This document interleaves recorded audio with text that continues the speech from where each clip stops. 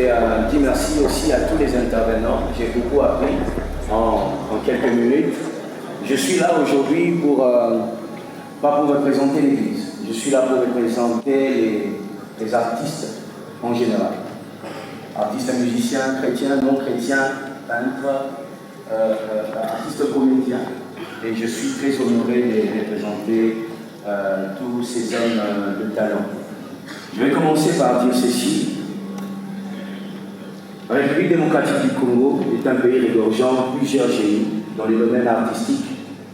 En effet, nous retrouvons dans notre nation un nombre incalculable d'hommes et femmes qui, sans avoir à leur disposition tous les moyens requis pour œuvrer tels des professionnels, arrivent à exceller, arrivent à se distinguer dans différents domaines de la société, dans des grandes villes du continent africain et à travers le monde.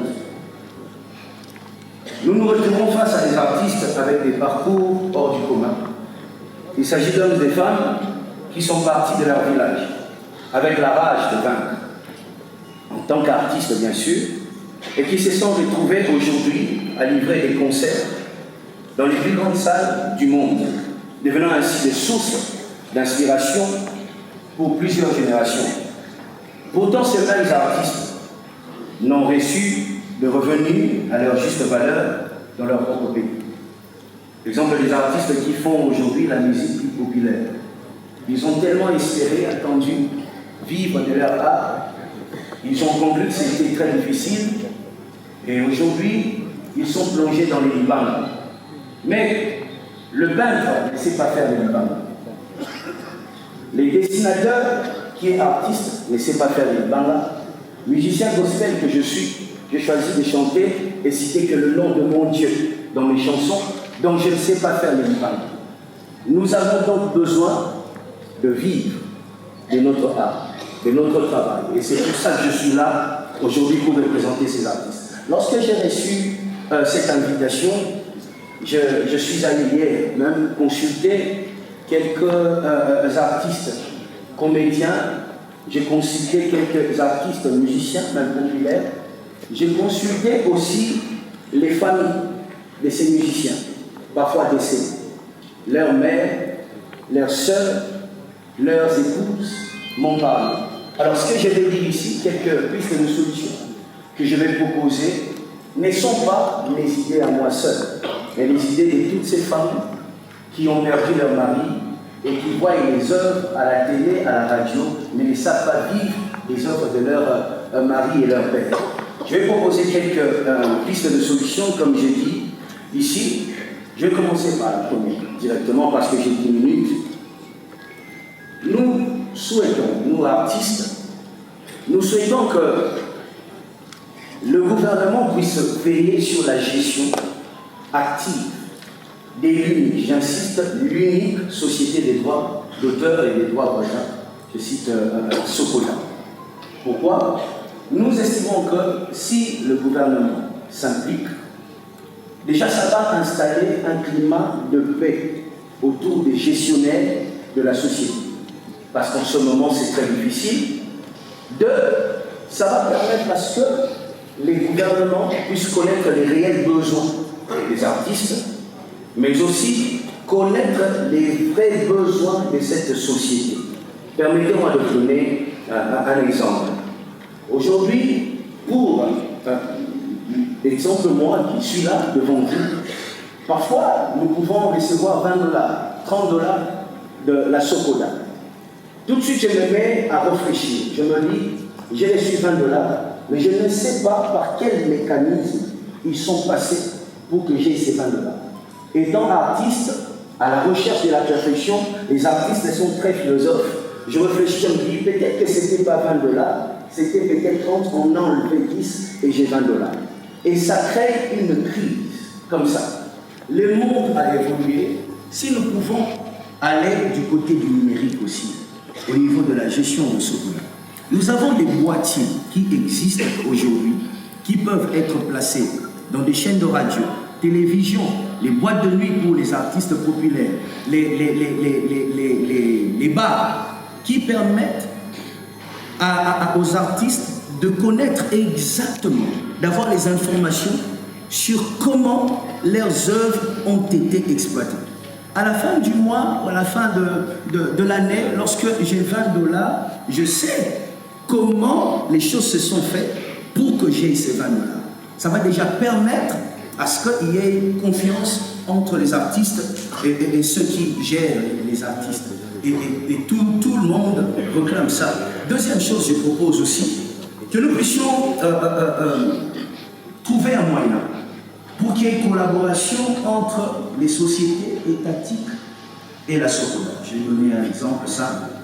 Si aujourd'hui, la SOCODA travaille avec la DGD, un exemple, les affiches importées qui sont conçues par les designers déjà arrivés au niveau de la douane, on peut recenser et comme ça payer les artistes qui travaillent durement et leurs femmes et enfants peuvent être dans la paix. Donc trouver un moyen d'établir, d'imposer s'il faut, une collaboration entre ces sociétés et la SOCODA. Troisième chose, et je voulais le dire, c'est important pour moi, ces artistes proclament une chose. Nous choisissons nos églises, nous choisissons les pays où nous voulons vivre, nous choisissons nos femmes, nous choisissons nos maris, nous choisissons nos présidents, nos députés. Mais nous ne choisissons pas, nous artistes, nous n'avons pas choisi, nous n'avons pas le droit de choisir la société qui va nous représenter. En France, il y a Spédiam, il y a SACEM, il y a toutes ces choses. On peut même choisir ailleurs quelle société me représenterait pour qu'à la fin du mois, je ne puisse pas souffrir. Ici, on nous impose SOCODA. Et il y a une loi qui existe. Nous fonctionnons avec cette loi de 1986. S'il vous plaît, 1986. Cette loi n'a jamais évolué, qui interdit toute création d'une autre société des droits d'auteur et des droits voisins en RDC. Oui, cette loi existe. Tout le monde peut vérifier ça. C'est-à-dire, nous n'avons que SOCODA. Vous savez, il y a sérénité lorsque tu sais que celui qui te dirige est ton choix. Même quand ça va mal, tu te dis, je l'ai choisi, j'assume, demain ça sera mieux. Mais nous vivons dans un système où les choses ne marchent pas et on est obligé de rester là. Nous proposons donc, comme on a cité ici, le domaine des assurances. Nous avions à l'époque SONAS, aujourd'hui nous avons d'autres assureurs. Ça permet à ce qu'il y ait fluidité, clarté, et aussi ça permet à chacun de faire son choix. Donc si nous pouvons penser à ça, que les artistes aient la possibilité de choisir leur dirigeants, ça va déjà beaucoup aider pour la gestion. Mais aussi, ça va permettre une chose, baisser la tension entre les artistes et ceux qui dirigent. Aujourd'hui, quand ça ne va pas, on accuse celui qui dirige SOCODA. Mais peut-être qu'il ne vole pas. Mais c'est juste que nous n'avons que lui et il sera le bouc émissaire qui va porter tous nos péchés. Mais si nous avons d'autres sociétés, déjà ça va aider pour le bien des artistes congolais vivant en RDC et partout ailleurs. Quatrième chose, revoir. Parce que, vous savez, la sécurité est aussi dans la formation. Nous devons revoir les programmes que nous avons dans nos écoles d'art. Ce que je vais dire, c'est bon. Les musiciens sont formés, Académie des Beaux-Arts, INA, faire le piano, chanter et toutes ces choses. Mais les musiciens ne sont pas formés sur la gestion de leur talent. Dans d'autres pays, il y a des cours tels que les business musicaux, qui permet la formation des managers, la formation de ceux qui gèrent les artistes. Aujourd'hui, celui qui gère l'artiste congolais, c'est son cousin, c'est son frère, c'est sa copine, c'est sa femme, qui connaît rien, absolument rien sur la gestion d'un artiste. Nous voyons aujourd'hui ailleurs un musicien sortir un single, au bout d'une semaine, il se retrouve millionnaire. Parce qu'il y a une structure autour de ces musiciens pour qu'ils se retrouvent, pour qu'ils deviennent grands et pour qu'ils puissent vivre de son art. Aujourd'hui, c'est impossible parce que les programmes ne les permettent pas. Je suis un ancien de INA, j'ai appris le piano sur un piano posé sur des briques, pour vous donner une idée. C'est ça la réalité, malheureusement. Investir dans la formation, former des hommes qui peuvent accompagner et surtout, écoutez, je suis musicien aujourd'hui. Qu'est-ce qui dit que j'ai la capacité de gérer les artistes? Juste parce que je suis musicien. Ici, lorsque tu es musicien, tu es capable de gérer automatiquement ce quota. C'est faux. Il faudrait qu'il y ait des hommes formés pour ça, qui peuvent gérer les artistes et veiller sur les droits d'auteur, les droits voisins aussi. Cinquième chose, pensez à la sécurité, parce que mon thème, c'est aussi la sécurité de l'artiste. Vous savez, je suis pasteur, je vais porter cette casquette de pasteur pendant 2 secondes pour dire il existe des écoles que l'Éternel utilise pour former l'homme. La nature est une grande école, ensuite les déserts. 40 ans pour Israël, les artistes, son excellence, les artistes ont passé plus de 10 ans dans un désert, le désert de combattants. On a souffert, on a perdu des contrats, on a perdu des producteurs ont perdu l'argent, les artistes ont perdu l'argent. Mais ce n'est pas le plus important. Le plus important, c'est qu'au-delà de l'argent, on a perdu notre position de numéro 1 en Afrique. On a perdu tout ça. Pourquoi? Parce qu'on était jeté en pâture, c'est-à-dire l'artiste s'est débrouillé seul pour trouver un moyen pour livrer un concert. Gloire à Dieu qu'il y a aujourd'hui des artistes qui se sont battus et les choses commencent à marcher. Mais comme j'ai dit, il y a des écoles. Qu'est-ce que l'État a appris de cette école de combattants? Hier, c'était combattant. Demain, ça sera peut-être du profit. Je ne sais pas quoi. Qu'est-ce que nous allons faire? Parce que pendant plus de 10 ans, l'État n'a rien fait pour l'artiste. Et je vais évoluer pour clôturer. Mon archevêque a dit il faut sanctionner, mais aussi positivement. Lorsque un artiste, même un pasteur, bref, celui qui est connu, commet une erreur, ou soit on pense que c'est une erreur, mais vous verrez comment on va faire les choses pour qu'il soit d'abord humilié avant d'être corrigé par nous. Nous ne sommes pas là, je ne suis pas là pour demander un traitement des valeurs. Je suis plutôt là pour dire ceci. Si lorsqu'il y a des erreurs, selon la loi ou selon les hommes, il y a des punitions et c'est sévère, on l'emmène dans un cage, on fait tout ce qu'on fait, c'est qu'on connaît là. Moi, j'ai vécu ça aussi. Mais lorsque l'artiste fait des bonnes choses, qu'est-ce que nous faisons? Nous, il y a des trophées aujourd'hui.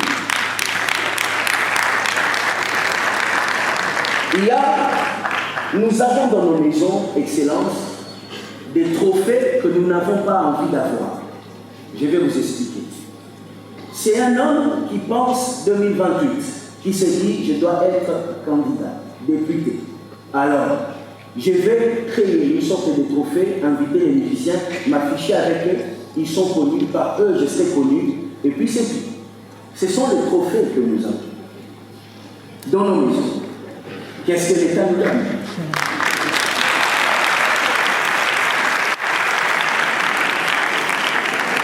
Je vous dis la vérité, il y a des artistes ici, il y a même des pasteurs. Nous avons des diplômes qu'on n'a pas envie d'avoir. On le sait, n'est-ce pas? Nous avons des diplômes qu'on n'a pas envie d'avoir parce qu'un homme a pensé se faire connaître. Et le moyen le plus facile, c'est de s'afficher avec les artistes, les hommes connus. Mais qu'est-ce que l'État fait? Mais je suis reconnaissant. Avant de finir, je vais dire que moi, depuis un temps, la Socoda pense à moi. Je reçois un peu d'argent. Je dois reconnaître ça. On doit reconnaître les bienfaits. Mais il y en a qui ne reçoivent absolument rien. Que nous pensions à eux. Mais aussi, je vais dire merci pour une chose, nous avons dans ce pays un monument qui reconnaît les artistes. Sur Rond-Point Victoire, ça s'appelle Place des Artistes.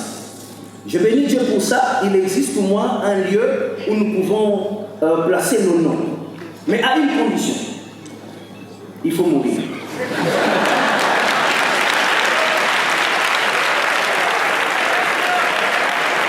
Je ne fais que dire la vérité. Alors, parce qu'il faut mourir, Excellence, pour être reconnu dans ce pays, est-ce que je dois mourir moi aussi? Merci. Merci, pasteur. Merci beaucoup, pasteur Moïse Billet.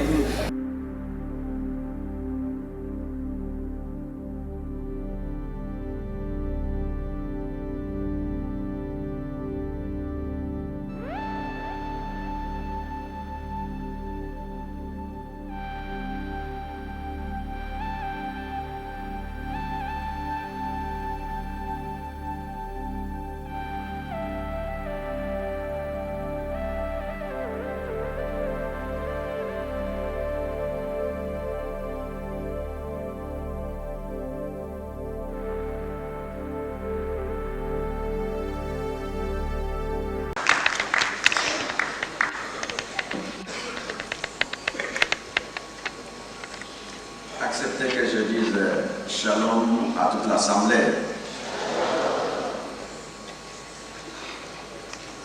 Je remercie Son Excellence, Monsieur le Ministre d'État, Ministre de la Justice et Garde des Sceaux, de m'avoir associé à ce grand débat qui se déroule dans le cadre des États généraux de la justice.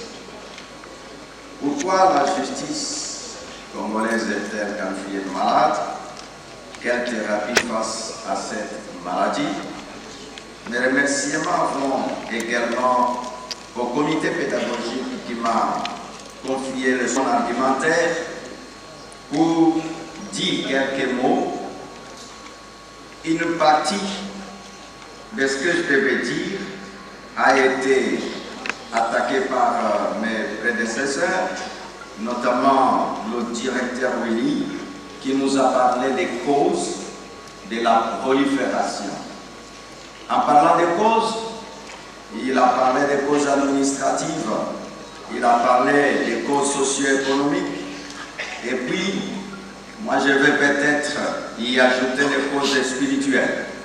Parlant des causes spirituelles, je vois là qu'il y a le moment, le maître de la moisson qui appelle ses ouvriers, et en les appelant, il leur confie une mission, et par rapport à ces missions, ça peut faire qu'une mission se différencie à une autre, ça peut causer la scission, mais parfois qui est mal gérée à cause des conflits qui naissent dans les cœurs des uns et des autres, les conflits de leadership et les conflits d'intérêt. Parlant également des causes spirituelles, nous disons l'interprétation des Écritures qui relève, comme a dit un de mes prédécesseurs, je pense Monseigneur Cholet, qui a milité pour la formation, en disant qu'il est nécessaire que chacun de nous puisse apprendre le métier auquel il est appelé de manière à l'exercer dans les normes et la déontologie du métier. Parce que nous parlons de la prolifération, puis-je ouvrir une parenthèse en disant, en République démocratique du Congo, nous avions, vers les années 2006, à peu près 200 partis politiques, mais en 2023, il y en a eu 900 partis politiques ou plus. Et quand nous allons un peu plus loin, dans le secteur de la société civile, les associations et consorts, vers les années 2000, il y en avait quelques. Aujourd'hui, c'est des centaines de milliers d'associations qui existent. Cette parenthèse, je l'ai ouverte juste pour dire que la prolifération n'attaque pas seulement les églises, la prolifération est dans les autres domaines de la vie sociale. Ayant parlé des causes, Puis-je faire une mention sur l'agent public ou les responsables chargés de l'application de la loi, dans la mesure où il pose les actes conformément à la loi, c'est bon. Mais quand il va en violation de la loi dont il est engagé de pouvoir faire respecter, ça pose problème et c'est aussi une cause de la prolifération. Puis, en parlant, dire que la prolifération, non seulement à cause de l'agent public, mais aussi à cause de la personne qui sollicite les services. Cette personne peut être une servante de Dieu, un serviteur de Dieu, qui vient auprès de l'agent de l'État, et alors, dans des communes compliquées, on se retrouve que la loi n'a pas été respectée et ça contribue à la prolifération. En parlant de la prolifération, et il y a la liberté de l'exercice de culte dans notre pays, j'ai besoin d'utiliser mes quelques minutes pour formuler les recommandations.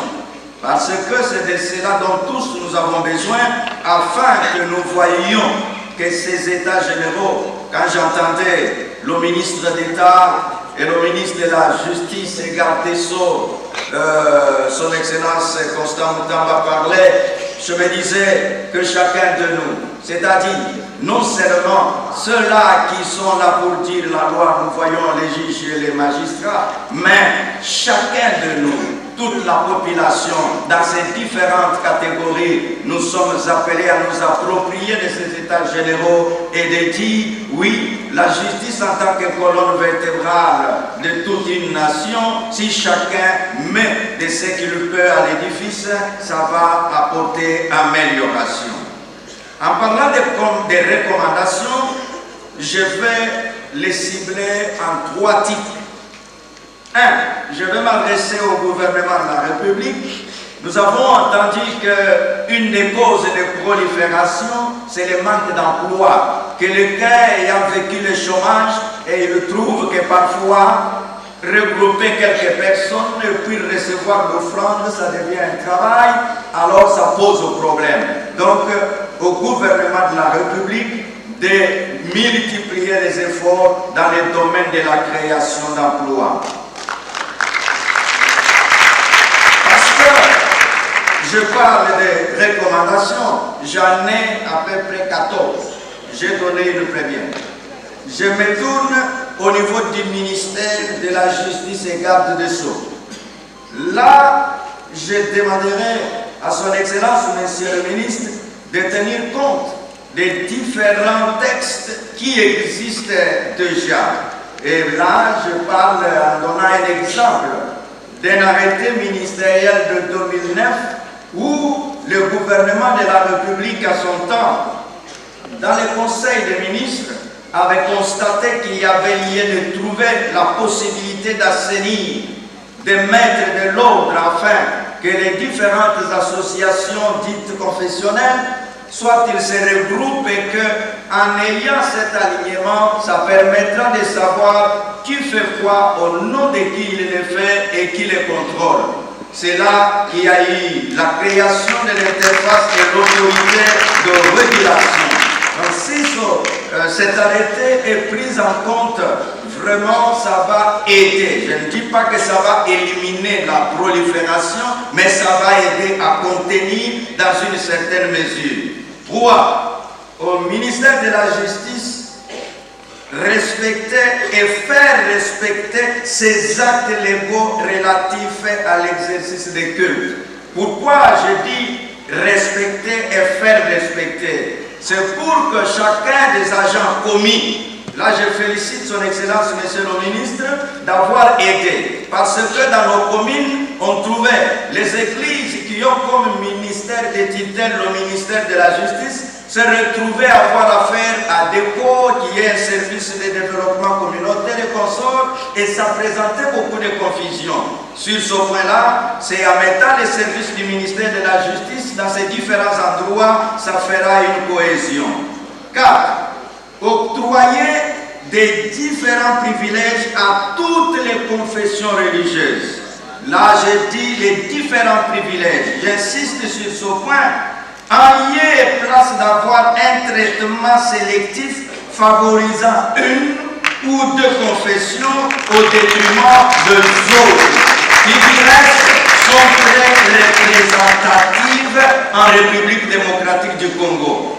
Et nous devons établir aussi la différence entre les églises que nous appelons églises missionnaires et les églises qui sont bâties, fondées par les fils de ce pays.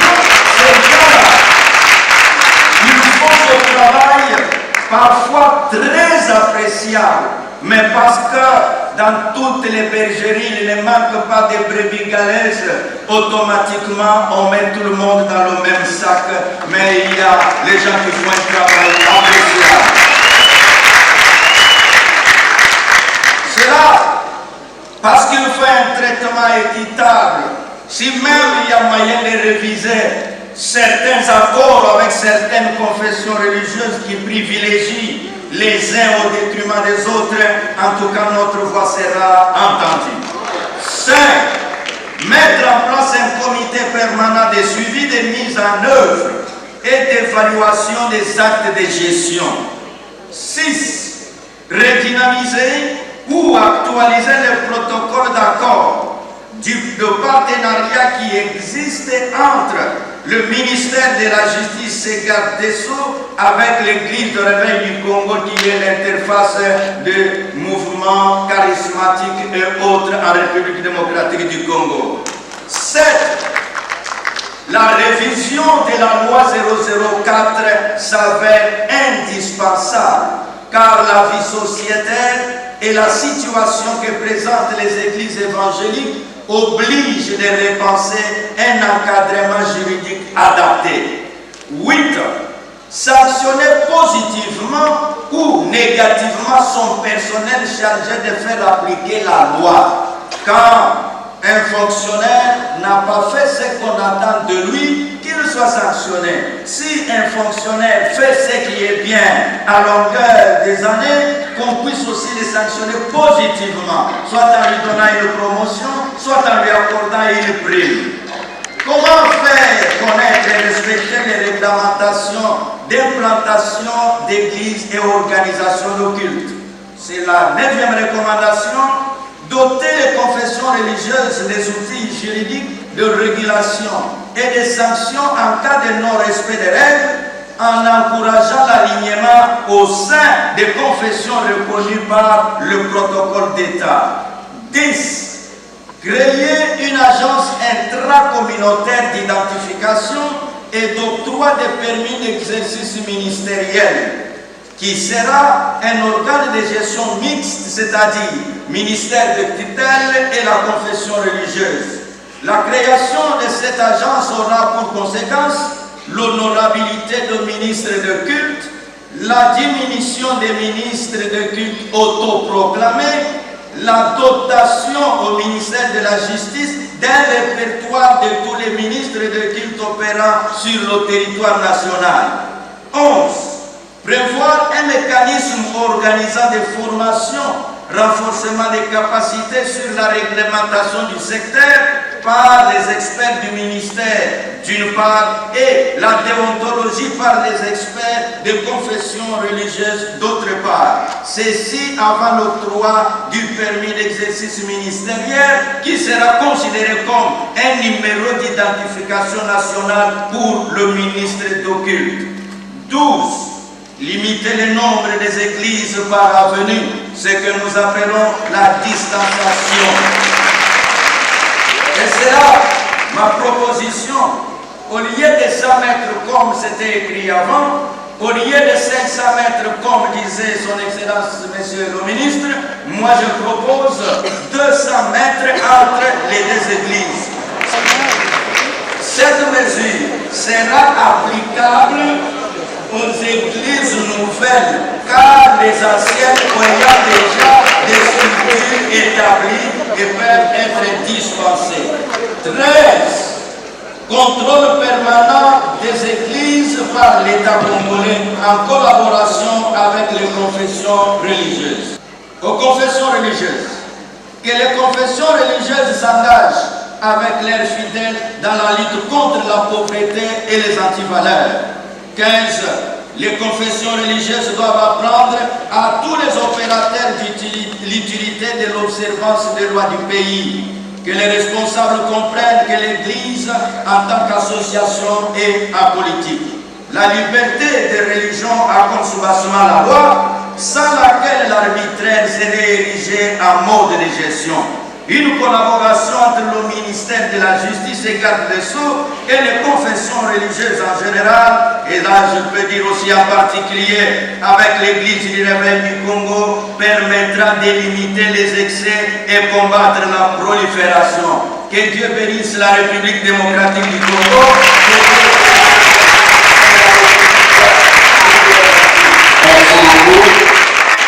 Merci beaucoup, archevêque. Mon message s'est articulé en 3 points. Le premier, c'était d'abord de montrer que les États généraux, c'est un cadre de réflexion. Et nous, notre rapport, c'est de montrer d'abord la différence entre les confessions religieuses et les communautés religieuses. Et dans cette différence, nous avons montré également que nous parlons de la justice, il y a des textes légaux qui ne sont plus adaptés, notamment la loi 004. Et nous avons montré même qu'il y a certains éléments dans la Constitution qui nécessitent qu'on puisse revoir ça, vu le contexte actuel de ce qui régisse notre régime religieux. Et au-delà, nous avons dit par rapport à l'Église, nous sommes une plaque de confession religieuse et que partant de là, nous représentons une grande frange de la population. Nous avons tout ce qu'il faut pour montrer que nous assistons le gouvernement, que nous sommes les partenaires crédibles et que le partenaire qui est le gouvernement ne peut pas avoir un traitement sélectif privilégiant certaines confessions au détriment des autres. Nous avons également expliqué qu'en fonction de nos lois, en fonction de ce qui existe, qu'on puisse refaire les choses, notamment la distanciation. Nous avons donné notre avis, sur la possibilité que quand il y aura les permis de culte ou les permis d'exercice ministériel, comment est-ce qu'on pouvait les faire. Et nous disons, au-delà de toutes choses, merci au ministre d'État en charge de la justice et garde des Sceaux, l'excellence Constant Moutamba, qui a organisé ces états généraux et qui a associé les différentes couches de la société. Vraiment, que Dieu le bénisse et que par lui, que Dieu bénisse la République démocratique du Congo. Et nous ne pouvons pas manquer de dire que la cause spirituelle puisse prévaloir. Merci.